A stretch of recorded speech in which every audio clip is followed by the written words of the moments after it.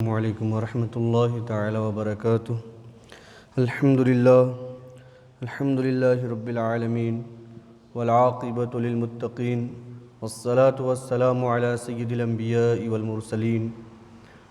وعلی آلہ واصحابہ اجمعین، اما بعد فاعوذ باللہ من الشیطان الرجیم، بسم اللہ الرحمن الرحیم۔ ولا تقولوا لمن يقتل في سبيل الله أموات بل أحياء ولكن لا تشعرون۔ وقال الله سبحانه وتعالى ولا تحسبن الله غافلا عما يعمل الظالمون إنما يؤخرهم ليوم تشخص فيه الأبصار۔ صدق الله العظيم وبلغنا رسوله النبي الأمين الكريم ونحن على ذلك لمن الشاهدين والشاكرين والحمد لله رب العالمين۔ ان الله وملائكته يصلون على النبي يا ايها الذين آمنوا صلوا عليه وسلموا تسليما۔ اللهم صل على سيدنا مولانا محمد معدن الجود والكرم وآله واصحابه وبارك وسلم۔ 10 محرم الحرام کی شب ہم نے ایک حق و باطل کی جنگ کی داستان سماعت کی تھی، اور یہ جنگ امام حسین رضی اللہ تعالیٰ عنہ، آپ کے رفقا، خاندان اہل بیت رضوان اللہ تعالیٰ علیہم اجمعین، اور یزید پلید اور جو اس کے ساتھی تھے، جو اس کے ساتھ دینے والے تھے، ان کے درمیان ہوئی۔ یہ جنگ اقتدار کی جنگ نہ تھی، یہ جنگ، یہ بیٹل اقدار کی جنگ تھی، ویلیوز کی جنگ تھی۔ اور اس جنگ میں حسینیت ہمیشہ کے لیے فتح یاب ہو گئی۔ آپ کی آئیڈیالوجی، آپ کی فکر جو امام حسین رضی اللہ تعالیٰ عنہ کی تھی، وہ ہمیشہ کے لیے زندہ و جاوید ہے اور قیامت تک رہے گی۔ اور جو یزید کی آئیڈیالوجی تھی، جو یزید کی فکر اور سوچ تھی، وہ اس کے ساتھ ہی فنا ہو گئی۔ اب تو یزید کے لوگوں کو بھی کوئی نہیں جانتا، کسی کو اس کے خاندان کا، اس کے بچوں کا، جو اس کے گھر کے لوگ تھے، ان کے نام بھی نہیں معلوم، کون اس کا گورنر تھا، کون کمانڈر ان چیف تھا، کس نے لشکر کی سرداری کی، لشکر کو لیڈ کیا اس جنگ میں، لوگ نام بھی نہیں جانتے، ایون کہ بتایا جائے تو انہیں معلوم ہوتا ہے۔ لیکن امام حسین رضی اللہ تعالیٰ عنہ کے خاندان کے ایک ایک بچے کا نام آج بھی لوگوں کی زبانوں پر ہے۔ جس کربلا میں یہ جنگ ہوئی، وہاں یزید کا نام و نشان نہیں ہے، اس کے گورنر کا، جو لشکر جو شریک ہوا، لشکر میں سے کسی کا کوئی نام و نشان نہیں، کوئی علامت بھی باقی نہیں ہے۔ لیکن آج بھی اس کربلا میں امام حسین رضی اللہ تعالیٰ عنہ کا روضہ مبارک جگمگا رہا ہے۔ آج بھی کربلا پر امام حسین کا قبضہ ہے، آج بھی آپ کا پرچم وہاں لہرا رہا ہے۔ یہ اس بات کی دلیل ہے کہ اس جنگ میں سب کچھ لٹا کر، پورا گھر کٹا کر کے امام حسین رضی اللہ تعالیٰ عنہ کامیاب ہو گئے، اور یزید نے اپنا تخت و تاج، اپنی حکومت، بظاہر سب کچھ اس وقت بچا لیا، لیکن بچانے کے باوجود بھی اس کی حکومت اور اس کا تخت و تاج ہمیشہ کے لیے فنا ہو گیا، آج کہیں بھی دنیا میں نام و نشان نہیں ہے۔ تو یہ جب جنگ ہوئی اور جنگ کے بعد کے جو واقعات ہوئے، وہ بھی جاننا نہایت ضروری ہے کہ اللہ سبحانہ و تعالیٰ نے ان ظالموں سے کیسے بدلہ لیا۔ جب لوٹا ہوا قافلہ میدان کربلا سے چلا ہے، تو ان ظالموں نے تمام شہداء کے سروں کو نیزوں کی انیوں میں ٹانگ دیا تھا۔ جتنے شہداء تھے ان سب کے سروں کو نیزوں پر ٹانگ دیا تھا، اس کے انیوں میں لگا دیا تھا، اور آگے آگے ان انیوں کو بلند کیے ہوئے، نیزوں کو اوپر کیے ہوئے یہ لوگ چل رہے تھے۔ اس بات کی علامت تھی کہ آج بھی سر کٹنے کے باوجود امام حسین کا سر بلند انہی کا ہے، سر بلندی انہی کو حاصل ہے، آج بھی سر انہی کا اوپر ہے، اور قافلے میں، لشکر میں سب سے آگے آگے چلنے والے یہ شہداء ہی ہیں، جو یہاں بھی سب کے سردار ہیں، جو یہاں بھی سب سے آگے ہیں، جو یہاں بھی بلند و بالا ہے۔ قیامت میں اللہ سبحانہ و تعالیٰ ان کو اور بلندی عطا فرمائے گا۔ تو جب یہ قافلہ چلا ہے اور جو اس وقت کوفے کا گورنر تھا عبیداللہ ابن زیاد، جس کے حکم پر یہ پوری جنگ ہوئی، اور اس جنگ میں خاندان رسول کو شہید کیا گیا۔ جب اس کے دربار میں یہ پورا لوٹا ہوا قافلہ پہنچا ہے، اور کوفے کی جو عورتیں تھیں، جب ان کو معلوم ہوا کہ اس گورنر نے، اس ظالم نے خاندان رسول کو تاراج کیا ہے، ان کے بچوں کو شہید کیا ہے، ان کی عورتوں کو قیدی بنا کر کے لایا ہے، تو کوفے کی ساری عورتیں رونے لگیں، چیخ چیخ کر کے رونے لگیں، کیونکہ وہ حضرت زینب کو پہچانتی تھی۔ یہ 61 ہجری کا واقعہ ہے، اور ٹھیک 36 ہجری کی جب اسٹارٹنگ تھی، جب حضرت سیدنا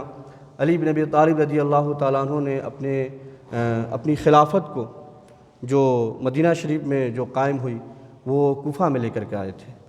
اور آج سے ٹھیک 25 سال پہلے تقریباً جب سیدنا علی بن ابی طالب رضی اللہ تعالیٰ عنہ اسی کوفے میں آئے اور آپ نے اس کو اپنا کیپٹل بنایا، تو اس وقت حضرت زینب رضی اللہ تعالیٰ عنہ اور آپ کے شہزادے گرامی حضرت امام حسن امام حسین رضی اللہ تعالیٰ عنہما اسی کوفہ میں تشریف لے آئے تھے، اسی کوفہ میں تشریف لے آئے تھے۔ اور یہ تمام کوفہ کے لوگ آگے بڑھ کر کے حضرت زینب کا انہوں نے استقبال کیا تھا، اپنی آنکھیں بچھائی تھیں ان کے راستوں میں، اور اسی گورنر ہاؤس میں لے کر کے حضرت زینب رضی اللہ تعالیٰ عنہ کو وہ لوگ آئے تھے۔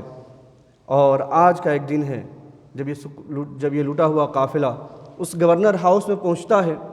تو حضرت زینب رضی اللہ تعالیٰ عنہ، جن کی عمر تقریباً 55 ایئرز کے آس پاس ہے، آپ قافلے میں سب سے عمر دراز ہیں اور سب سے تجربہ کار ہیں، آپ ایک کونے میں بیٹھی ہوئی ہیں۔ یہ حضرت زینب ہیں جب اپنے والد گرامی کے ساتھ اس کوفہ میں آئیں، تو کوفہ کے شاید ہی کوئی ہو جس کو حضرت زینب رضی اللہ تعالیٰ عنہ نے پڑھایا نہ ہو، ان کو تعلیم نہ دی ہو۔ کوفہ کے شاید کوئی عورت ہو جس کو آپ نے قرآن نہ سکھایا ہو، جس کو آپ نے حدیث کی تعلیم نہ دی ہو، جس کو آپ نے فقہ نہ سکھایا ہو، جس کو آپ نے شریعت کی تعلیم نہ دی ہو۔ تقریباً تمام کوفے کی جو عورتیں تھیں جو آپ کی عمر یا آپ سے چھوٹی تھیں، ان سب لوگوں نے حضرت زینب رضی اللہ تعالیٰ عنہ سے علم حاصل کیا تھا، پڑھا تھا، سبھی جانتی اور پہچانتی تھی۔ تو ایک وہ دور تھا، اور آج کا ایک دور ہے جب حضرت زینب رضی اللہ تعالیٰ عنہ اس گورنر ہاؤس میں پہنچی ہیں، اور عبیداللہ ابن زیاد کے سامنے یہ سارا قافلہ پیش کیا گیا، جس میں اللہ کے رسول صلی اللہ علیہ وسلم کی شہزادیاں ہیں، اور حضرت امام زین العابدین رضی اللہ تعالیٰ عنہ ہیں، بیمار ہیں، اور عبیداللہ ابن زیاد کے سامنے ایک تشت میں، ایک پلیٹ میں حضرت امام حسین رضی اللہ تعالیٰ عنہ کا سر مبارک رکھا گیا۔ امام بخاری نے یہ بات روایت کی ہے اپنی کتاب میں، اتی عبیداللہ ابن زیاد برأس الحسین فجعل فی تست فجعل ینکت وقال فی حسنہ شیئا۔ حضرت انس بن مالک رضی اللہ تعالیٰ عنہ نے یہ بات روایت کی ہے، فرماتے ہیں کہ امام حسین رضی اللہ تعالیٰ عنہ کا سر مبارک لا کر کے عبیداللہ ابن زیاد کے سامنے ایک تشت میں رکھا گیا، تو اس کے ہاتھ میں ایک چھڑی تھی، فجعل ینکت، اس چھڑی سے وہ امام حسین رضی اللہ تعالیٰ عنہ کے لبھائے مبارک پر کھیل رہا تھا، مار رہا تھا، دانتوں کو ٹچ کرتا، ہونٹوں کو ٹچ کرتا، اور کہتا فی حسن شیئا، کیا خوبصورت چہرہ ہے اس کا، کیا حسن ہے اس کے چہرے پر، کیا نورانیت ہے اس کے چہرے پر۔ حضرت انس بن مالک کہتے ہیں وَكَانَ أَشْبَهُهُمْ بِرَسُولِ اللَّهِ صلی اللہ تعالیٰ علیہ وسلم، یہ حسن کیوں نہ ہو، یہ چہرے پر چمک کیوں نہ ہو کہ آپ اللہ کے رسول صلی اللہ تعالیٰ علیہ وسلم سے سب سے زیادہ مشابہ تھے، آپ کی شکل حضور علیہ السلام سے ملتی جلتی تھی، آپ اللہ کے رسول صلی اللہ علیہ وسلم کے شہزادے ہیں، آپ کے چہرے پر یہ حسن کیوں نہ ہو۔ تو جب وہ اس طرح سے مارنے لگا، تو اس کے دربار میں ایک صحابی تھے حضرت زید بن ارقم رضی اللہ تعالیٰ عنہ، یہ وہی صحابی ہیں جب ابتدائی دور تھا جب اسلام کا، اللہ کے رسول صلی اللہ تعالیٰ وسلم نے دار ارقم میں جا کر کے پناہ لی تھی، اور جو بائیکاٹ کا پورا زمانہ تھا وہ دار ارقم میں آپ نے گزارا۔ تو یہ وہی صحابی رسول ہیں جن کے والد کا گھر تھا وہ حضرت زید بن ارقم رضی اللہ تعالیٰ عنہ۔ جب یہ منظر دیکھا تو کھڑے ہو گئے، عمر 80 کے پار کر گئی تھی،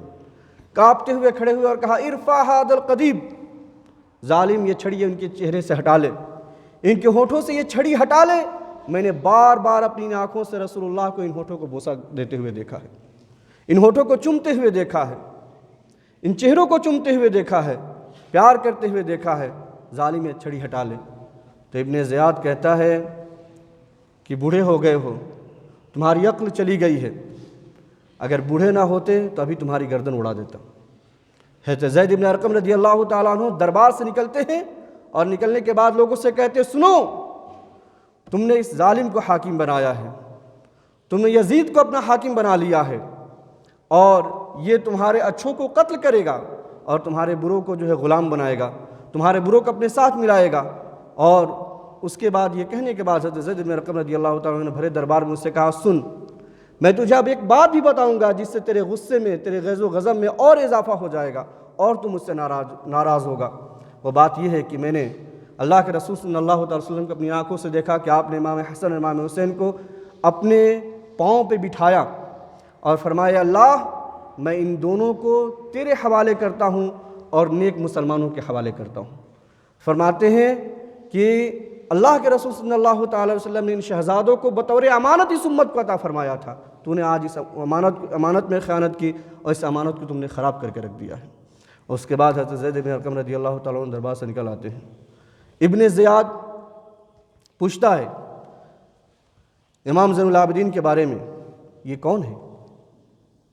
تو حضرت امام زین العابدین رضی اللہ تعالیٰ عنہ فرماتے ہیں میں علی بن حسین، آپ کا نام علی تھا۔ امام حسین رضی اللہ تعالیٰ عنہ کو تینوں صاحبزادے کا نام علی تھا، علی اکبر، علی اوسط اور علی اصغر۔ تو آپ نے فرمایا میں علی،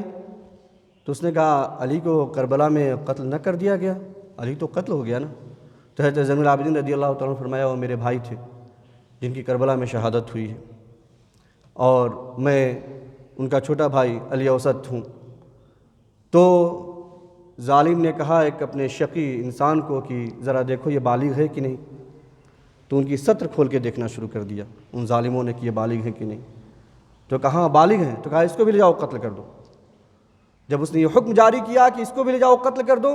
حضرت زینب رضی اللہ تعالیٰ عنہ آگے بڑھ کر کے لپٹ جاتی ہیں امام زین العابدین سے اور کہتی ہیں ظالم اگر تجھے قتل کرنا ہے، اس شہزادے کو بھی قتل کرنا ہے، تو اس سے پہلے میری گردن پہ تو اپنی تلوار چلا دے، جب تک تو مجھے قتل نہ کر دے تو اس شہزادے تک اپنی ہاتھ نہیں بڑھا سکتا۔ تو ابن زیاد کہتا ہے کہ خون کا رشتہ بھی کیا رشتہ ہے، دیکھو یہ عورت بالکل سچ کہتی ہے، یہ چاہتی ہے کہ اس لڑکے کو قتل کرنے سے پہلے مجھے قتل کر دیا جائے۔ ٹھیک ہے جانے دو، اس لڑکے کو چھوڑ دو، یہ اپنے ناموس کے، اپنے گھر کے عورتوں کی حفاظت کرے گا۔ اور اس کے بعد یہ قافلہ جو کوفے کی جامع مسجد ہے وہاں پر لایا جاتا ہے، اور ابن زیاد منبر پہ کھڑا ہوتا ہے اور کھڑے ہونے کے بعد کہتا ہے سنو، اللہ نے حق کو سربلند کیا، اللہ نے حق کی فتح دی، امیر المومنین یزید جو ہے فتح یاب ہوا، اللہ تعالیٰ نے اسے جیت دی ہے، اور کذاب ابن کذاب یعنی جھوٹے کے بیٹے جھوٹے حسین کو اللہ تبارک و تعالیٰ نے قتل کیا ہے، جس نے بغاوت کی تھی، معاذ اللہ رب العالمین۔ جب یہ بات کہتا ہے ایک شخص حضرت عبداللہ ابن عفیف ازدی اس مسجد میں تھے، دونوں آنکھوں سے نابینا تھے، دن بھر مسجد میں ہی ہوتے، نماز پڑھتے، عبادت کرتے، کھڑے ہو جاتے ہیں اور کہتے ہیں سن، امام حسین سچے، ان کے والد سچے، ان کے نانا سچے، تو جھوٹا ہے، تیرا باپ جھوٹا ہے، اور جس نے تجھے گورنر اور حاکم بنایا ہے وہ جھوٹا ہے۔ یہ جھوٹے نہیں ہیں، یہ سچوں کا چہرہ ہے، یہ سچوں کے گھر والے ہیں، یہ سچوں کا خاندان ہے، تو کیسے ان کو جھوٹا کہہ سکتا ہے؟ جب انہوں نے بھرے مجمع میں کھڑے ہو کر کے گورنر کے خلاف بولا، یہ ابن زیاد کے خلاف بولا، تو اس نے حکم دیا کہ لے جاؤ اس کی گردن اڑا دو، اور حضرت عبداللہ ابن عفیف ازدی رضی اللہ تعالیٰ عنہ کو اسی وقت شہید کر دیا گیا۔ تو جو راہ وفا میں، جو راہ حق میں جو شہید ہونے والے لوگ تھے، ان کی لسٹ میں ایک اور شخص کا اضافہ ہو گیا۔ اس کے بعد اس نے یہ پورا قافلہ یزید کے پاس دمشق روانہ کر دیتا ہے، پورا یہ قافلہ دمشق جاتا ہے، اور ان سروں کی ایسے ہی ان ظالموں نے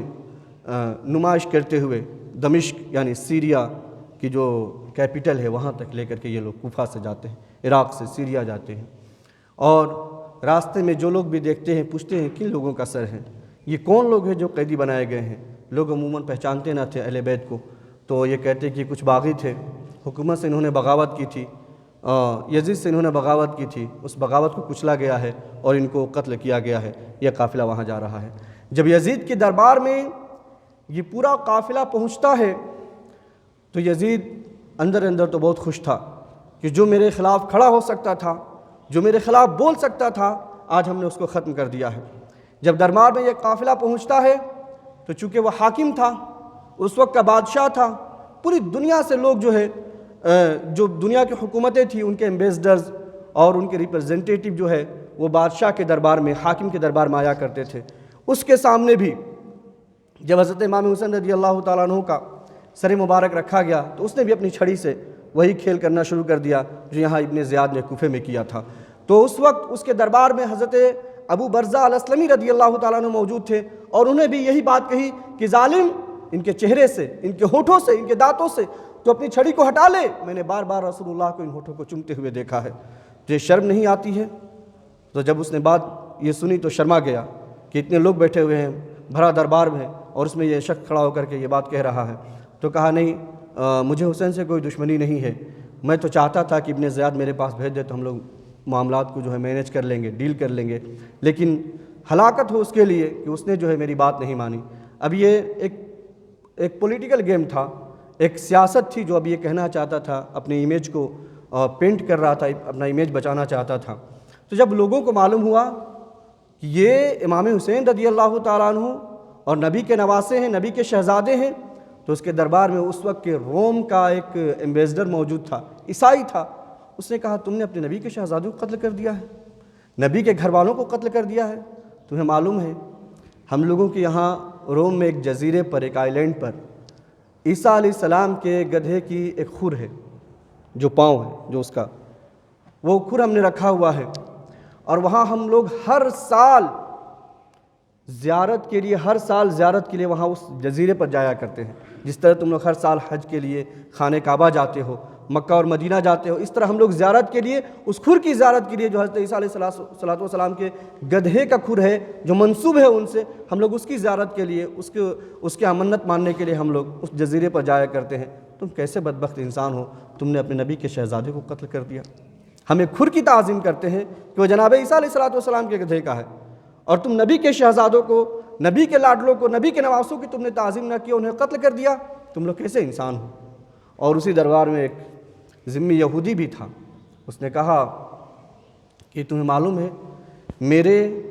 میں جناب داؤد علیہ السلام کی اولاد سے ہوں، میرے اور داؤد علیہ السلام کے درمیان 70 نسلوں کا فاصلہ ہے، 70 جنریشنز کا فاصلہ ہے، لیکن آج بھی لوگ میری تعظیم کرتے ہیں، اس لیے جتنے فاصلے کے باوجود، اتنی دوری کے باوجود، اس لیے میری تعظیم کرتے ہیں کہ میں جناب داؤد علیہ السلام کی اولاد سے ہوں، اتنی دوری کے باوجود۔ اور تمہارے نبی کو تبھی گزرے 50 سال نہ ہوئے اور تم نے ان کے شہزادوں کو قتل کر دیا ہے، تم نے ان کے گھر کو اجاڑ دیا ہے، کتنے تم لوگ بے شرم ہو۔ جب اس طرح کی باتیں ہوئی تو کہا نہیں، ہم ان کی تعظیم کرتے ہیں، اور امام زین العابدین سے کہا آپ بتائیں آپ کا کیا مطالبہ ہے، جو آپ کی باتیں ہوگی ہم تسلیم کرنے کے لیے، ماننے کے لیے تیار ہیں۔ اور خواتین کو کہا کہ ان کو جو ہے محل کے اندر لے جاؤ اور ان کو وہاں عزت و تعظیم کے ساتھ رکھو۔ تو حضرت امام زین العابدین رضی اللہ تعالیٰ عنہ سے جب اس نے یہ بات کی ان شارٹ، تو امام زین العابدین نے کہا ہمارے 4 مطالبات ہیں، 4 ڈیمانڈس ہیں، وہ پورے کر دو تم، اور تم سے ہمیں کچھ نہ چاہیے۔ پہلا یہ کہ جو شہداء کے سر ہیں، میرے بابا کا سر ہے، وہ میری جھولی میں ڈال دو، وہ میرے حوالے کر دو۔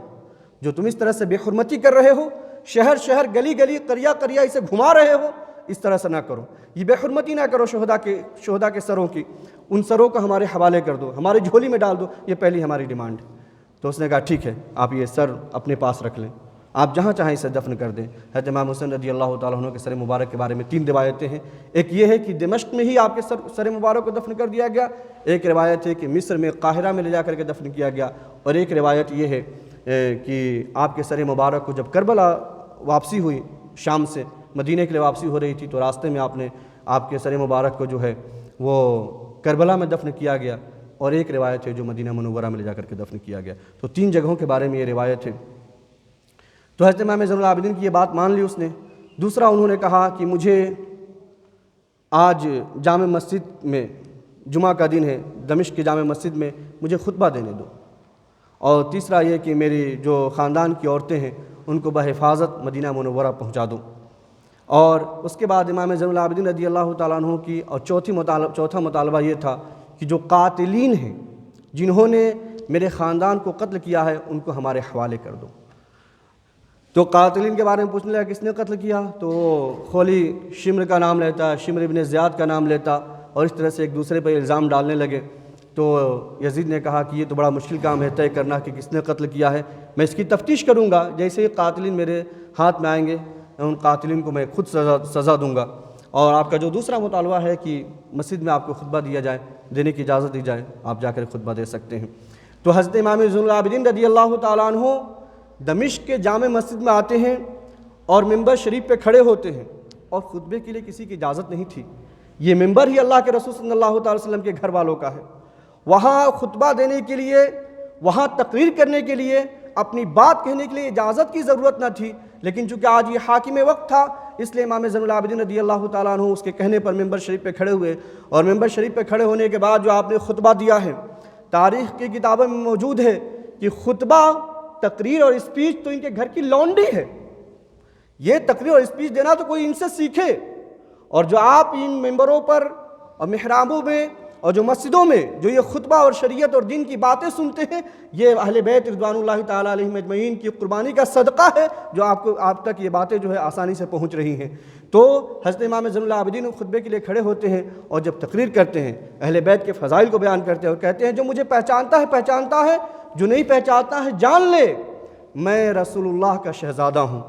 میں مکہ اور مدینہ کا بیٹا ہوں، میں صفا اور مروہ والا ہوں، میں آب زمزم اور آب کوثر والا ہوں۔ اور وہ فضیلتیں بیان کرتے ہیں، اور جب اپنا تعارف کراتے ہیں، لوگوں کے سامنے انٹروڈکشن کراتے ہیں، تو لوگ دہاڑے مار مار کر رونے لگے مسجد کے اندر۔ لوگوں نے اپنے کپڑے چاک کر دیے کہ یزید نے یہ کیا کر دیا، یزید نے بالکل ہمارے دین کو، اسلام کو، ایمان کو، اسلام کو تباہ کر کے رکھ دیا ہے۔ جب اس طرح کا ماحول بپا ہوا ایک طرح سے مسجد کے اندر، لوگ رونے لگے، دہاڑے مارنے لگے، تو یزید نے دھیرے سے مؤذن کو اشارہ کیا کہ اذان دے دو،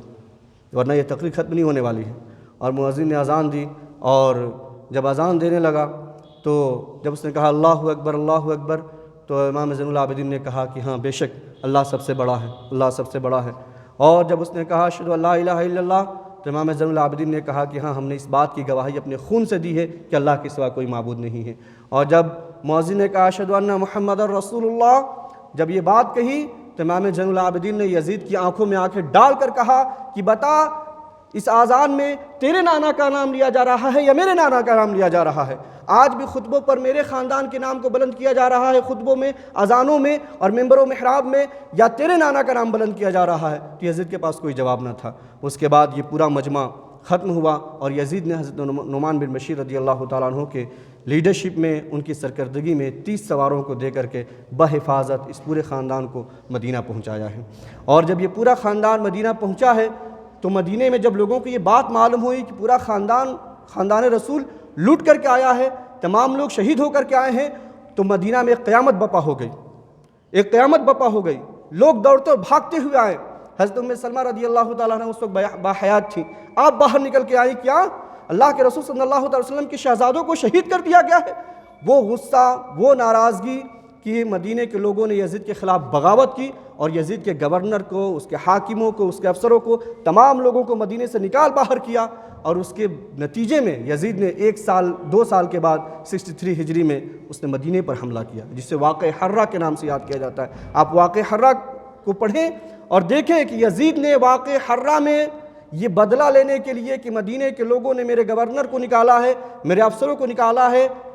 700 صحابہ کو شہید کیا اس جنگ میں، 10,000 تابعین شہید کیے گئے۔ 3 دن تک جو ہے مدینہ شریف کو اس نے اپنے فوجیوں پر حلال کر دیا،